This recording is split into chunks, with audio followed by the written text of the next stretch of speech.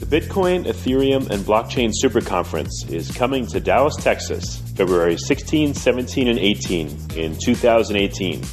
If you know of a better way to get the latest insider knowledge about crypto, to hear directly from the top minds in this field, to interact personally with 800 fellow crypto lovers, hodlers, investors, miners, traders, developers, and founders, then I'd like to hear about it. If you don't, then you don't want to miss out. Register today for the Bitcoin, Ethereum, and Blockchain Super Conference. Go to bitcoinsuperconference.com and register today as a super early bird to get the lowest rates on tickets and hotel rooms. That's bitcoinsuperconference.com. Welcome to Almost Here, Round the Corner Future Technology Podcasts with Richard Jacobs. Future technologies poised to transform our lives for better or worse are the focus of this podcast. Almost Here means these technologies are now here and starting to be used, or just around the corner, from Bitcoin to artificial intelligence, 3D printing, blockchain, virtual reality, and more. Hello and welcome everyone to the Future Tech Podcast. My name is Josh Thomas and I'm here with Andre de Castro with Blockchain of Things. Welcome back, Andre. Thank you for having me, Josh. Glad to have you here. So Blockchain of Things, we're all familiar with the Internet of Things, and I believe you've been a podcast guest here with us before. So for those of us that maybe aren't familiar with your platform, tell us a little bit about what you do and what kind of problems you solve. Great. So Blockchain of Things envisioned providing solutions to enterprise corporations that are going through lots of pains when it comes to security or securing their devices and systems. So as we connect more and more systems to the internet, companies gravitate towards cloud infrastructures. These cloud infrastructures are not only insecure, but they tend to be centralized, allowing hackers to attack servers that create points of failure. And when these servers fail, it affects all of their facilities and offices throughout the world. So Blockchain of Things created a product called Catenis Enterprise, and Catenis Enterprise is a rapid integration layer allowing companies to leverage the global Bitcoin blockchain for decentralized communication, control and provenance of goods, and auditing of occurrences in general for their products. And the focus on being decentralized is, to my understanding, is to help increase security for the most part, right? Yes, both. And are there other reasons and applications for that? From a decentralization perspective, there could be many cost savings for large companies. So today, in many different business processes, there are central intermediaries that are involved, and the decentralized aspect of the blockchain can build better, innovative business models for corporations and enterprises of all sizes. However, I believe that the large companies are still trying to grasp their head around what blockchain means and how blockchain can help from a security perspective. So when we talk about helping companies use security, we're talking about using the most secure infrastructure known to man today, which is the global blockchain, and providing the same type of security and communication that protects over $240 billion of people's money. It's impressive. And so aside from the larger enterprise and protecting servers, what are some other applications of your technology? In general, we are a horizontal integration layer. So we're finding that in this space, many companies are jumping in and trying to build vertical solutions, be it solutions for from cabs to advertising and other solutions that are vertical. And they spend a tremendous amount of money integrating into blockchain technology. We're here to solve that. You could significantly decrease the development time and cycle if you use Catenis. Catenis is an integration platform. We don't compete with any blockchain company. We're here providing the plumbing, so any developer in the world, be he a Python developer or JavaScript developer, need not know anything about cryptographic primitives, the challenges that come with integrating with the global blockchain technology. They can start building apps using our RESTful web services APIs and get applications done quickly because they don't have to struggle with the typical difficulties that companies do when trying to build innovative solutions by leveraging the global blockchain. Okay. And so in this instance, when you're referring to horizontal versus vertical, you're not building up, you're building out. Right. Building the foundation, the plumbing, as you called it. Correct. So you should think of Catenis Enterprise as the on-ramp and off-ramp to the global Bitcoin blockchain. Anything you could do with it, you could do using Catenis Enterprise quicker, faster, cheaper, using any modern development language in the world. So you don't have to retrain your employees or spend an exorbitant amount of money hiring cryptographic scientists. Okay, understood. And so is there a full launch of this? Is it currently in beta, or where are you in the stages of development right now? In the phase of development, we have a handful of customers, some of which are using what we call our pilot development kit. Our pilot development kit is our full-blown API. We are a full product. We've started onboarding customers about 6 or 7 months ago. That's accelerating. We're in contract negotiations with others as we speak this week. So we're still a small startup, and most of our customers are using our product in a pilot perspective because larger companies are still taking technical toe dips. I think that they're following the recommendations of Gartner. Gartner is the analyst firm for enterprise software that Gartner keeps saying take technical toe dips to figure out the solution and its applicability into your vertical and industry. And we're starting to see a wide variety of customers reaching out to us.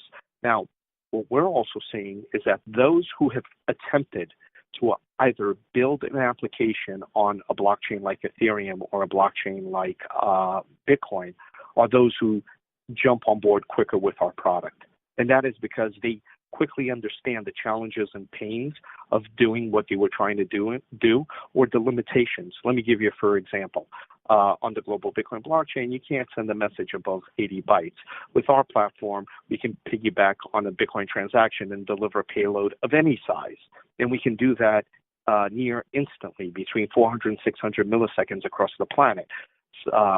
Typically, people think of counterparty risk applications where there's monetary value between the transactions, so they have to wait 10 minutes, 20 minutes, 30 minutes for an on-chain confirmation for a transaction. So all of the limitations that one typically has to encounter in a blockchain, our second layer technology compensates for. So you could think of Catenis Enterprise like the Lightning Network, but the Lightning Network on steroids, because we don't do monetary transmission, where the Lightning Network, that's its main focus. What we do is logging, message between endpoint, smart asset creation, and smart asset transference. So if you look at, to give an example, our intelligent contracts, typically people speak of smart contracts. And smart contracts are conditional releases or storage of a cryptocurrency. So you send the cryptocurrency, and the smart contract receives it. It either releases it or holds it in a conditional aspect in that smart contract. In our intelligent contract scenario, you could send a message. That message could be a typical message like a tweet, or it could be a payload, a PDF document, a song, and then our system can react to that.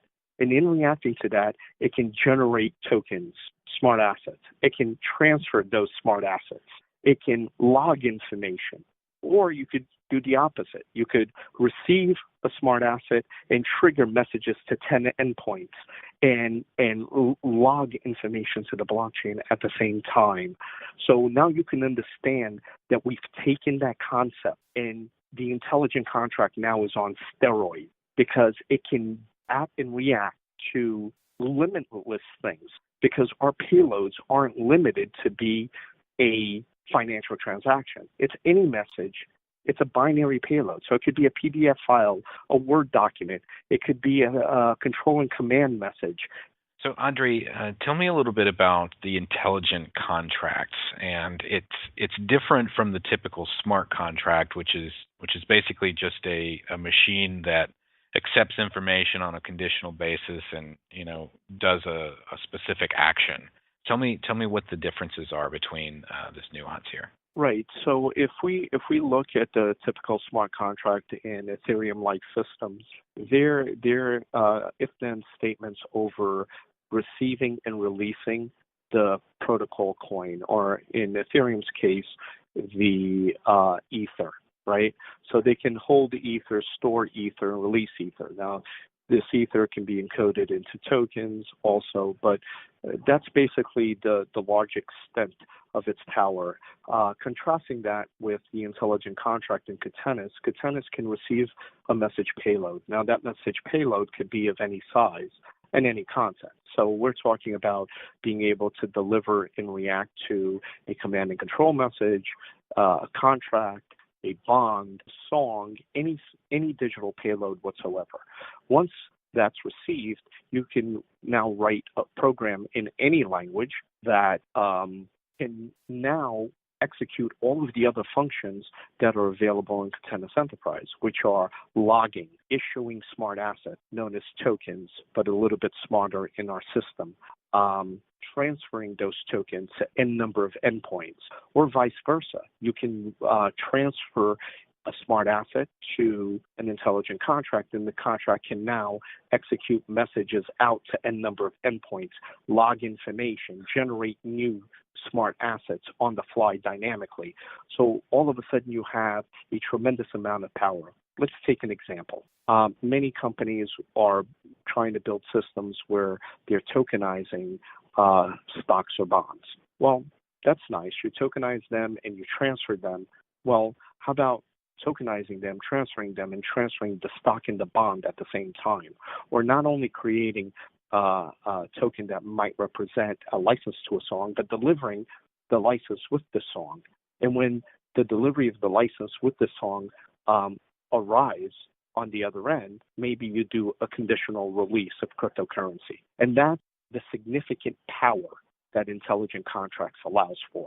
It's a whole new level of computation for companies and individuals who want to take the power of smart contracts to the next level. I see. And so it really is kind of a graduation up from, smart contracts were this innovation on the blockchain, and you're taking this, you're taking this up a step.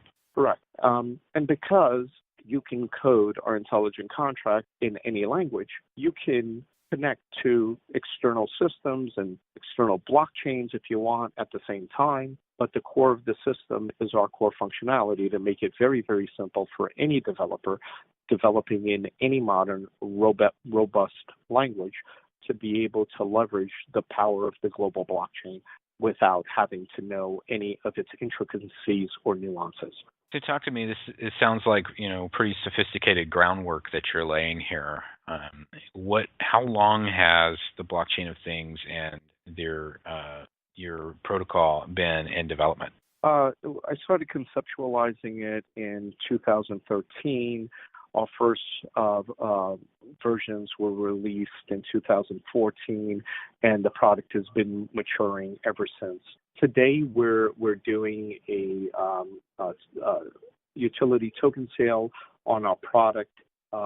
We do have a token sale website, and the whole development cycle and release cycle of all the dot releases is available on the roadmap up until the end of 2017. We'll be updating that roadmap soon with new release functionality, and we're looking at a consumer product release for tinkerers that will be coming down the road. It's not even named yet. We're at final stages of QAing the product, and in the next couple of months, we'll announce a major release of this new functionality for the average individual. So we'll have a product focused more towards enterprise and a product focused more towards the average developer or person who likes to tinker with IoT devices on Raspberry Pis and Arduinos. Okay. And just very quickly, what would you, going back through the journey that you've been through here, what were some of the surprises or challenges that popped up that maybe you weren't quite expecting, and how did you overcome them? That's a great question. Well, initially, we had a vision for a product that would allow companies to integrate quickly. And then one of the largest challenges was when we realized that the Achilles heel of the global Bitcoin blockchain was Bitcoin. So we set out to build what we call rapid adoption technology. And rapid adoption technology is the concept that we do away with any holding or management of cryptocurrency on our platform. So what does that mean? Imagine a corporation that was interested in our product, but I had to tell them, well, you have to buy Bitcoins because you're going to do messaging, and we have to pay the toll on the global peer-to-peer network, and you have to teach someone in your accounts payable department to purchase those Bitcoins and then bring them to a wallet, trust them, then get your IT department to secure that, trust them.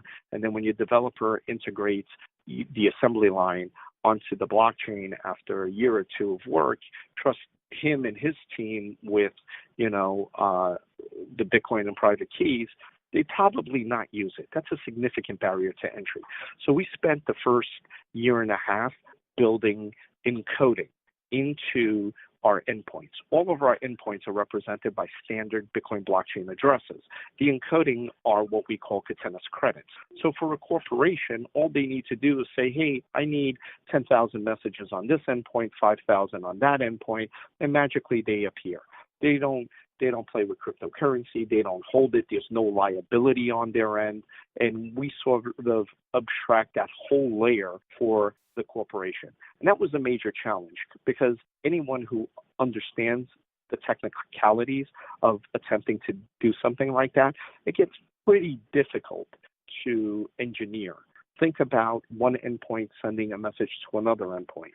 Even if you're doing it over second layer technology, you're still sending value from one endpoint to another, be it through a micropayment channel. We call them ephemeral tunnels in our system, but you're still sending value. At the end of the day, even if it's dust, you're going to have 10,000 times dust on your destination endpoint. You have to build self-balancing algorithms across the network to reclaim that money. And those are major technological hurdles that we had to overcome to make it dead simple for anyone or any developer in any company to be able to quickly build decentralized applications. And the challenges that we found were more on the technical end that we had to address.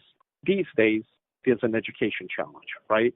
The field is so messy, and it's sort of confused with the whole monetary aspect as opposed to the technology. We're a pure technology play in this space. So I think one tends to confuse the other. And I like to say that there's a clear distinction between protocol tokens or tradable tokens on an exchange that people are looking for value and the underlying infrastructure technology that we're providing. And so let me ask this question as you're looking ahead to the future. Obviously you're building a platform that is, as you mentioned, the plumbing for other applications. Let's fast forward a year from now, or 5 years from now. Where do you see the blockchain of things taking the rest of this industry? Wow, that's a great question. I foresee us moving into support of other blockchains. Today, we support the global Bitcoin blockchain, There's been some internal talk of possibly moving forward with a secondary one, like a Catenis Lite on Litecoin, for instance. What holds us back from starting to integrate into secondary blockchains is what I call blockchain maturity. We know that the global Bitcoin blockchain is anti-fragile, right? And that's why Litecoin's a good possible second choice, because they keep code compatibility with Bitcoin Core's code base. But a lot of these other ones that even have very expensive popular coins are constantly buggy, constantly being hacked. And as a company that provides a security service, so we're a security company over anything else, we have to be very, very careful in what we integrate with. So as blockchains mature in time, and I would say, we're still looking at a 6 to 8 year time schedule out in the future, because some of the more robust blockchains are still version 1. Then we'll start looking at integrating with our second layer technology, making it simpler. Nothing keeps you today from writing a program by using the Catenis APIs and still reaching out to a secondary and tertiary blockchain. That's a big difference than having a rapid development platform that automatically takes care of all of the integration for you. And that's where I see the direction of our product going. Excellent. Andre de Castro, Blockchain of Things. Where can our audience learn more about your Catenis technology and the program in general? They can simply go to www.blockchainofthings.com. There's plenty of information there for your viewing audience who's interested in our pre-sales. We do have a pre-sale site at tokensale.blockchainofthings.com that they can read a white paper. Our white paper doesn't promise futures. Our white paper is basically a description of our product and the functionality we have today. If there is anything that we don't have, it's outlined and mentioned in the footer, and that maybe composes 3% of the document. So everything that we're selling. The other unique thing that we're doing is every pre-sale buyer gets a 1-year license to our full platform. So we're trying to change things up a little bit. Josh, thank you very much for your time today. Yeah, glad to have you. As always, a pleasure, Andre de Castro from Blockchain of Things. You can learn more at blockchainofthings.com. And then also for the token sale is tokensale.blockchainofthings.com. Is that correct, Andre? That is correct. Very good. That'll do it for this episode of the Future Tech Podcast. We'll see you next time. The Bitcoin, Ethereum, and Blockchain Super Conference is coming to Dallas, Texas, February 16, 17, and 18 in 2018. If you know of a better way to get the latest insider knowledge about crypto, to hear directly from the top minds in this field, to interact personally with 800 fellow crypto lovers, hodlers, investors, miners, traders, developers, and founders, then I'd like to hear about it. If you don't, then you don't want to miss out. Register today for the Bitcoin, Ethereum, and Blockchain Super Conference. Go to bitcoinsuperconference.com and register today as a super early bird to get the lowest rates on tickets and hotel rooms. That's bitcoinsuperconference.com. You have been listening to Almost Here, Around the Corner Future Technology podcast with Richard Jacobs. Subscribe to this podcast, post a review to discover more future technologies that are poised to transform our lives for better or worse, such as Bitcoin, artificial intelligence, 3D printing, blockchain, virtual reality, and more.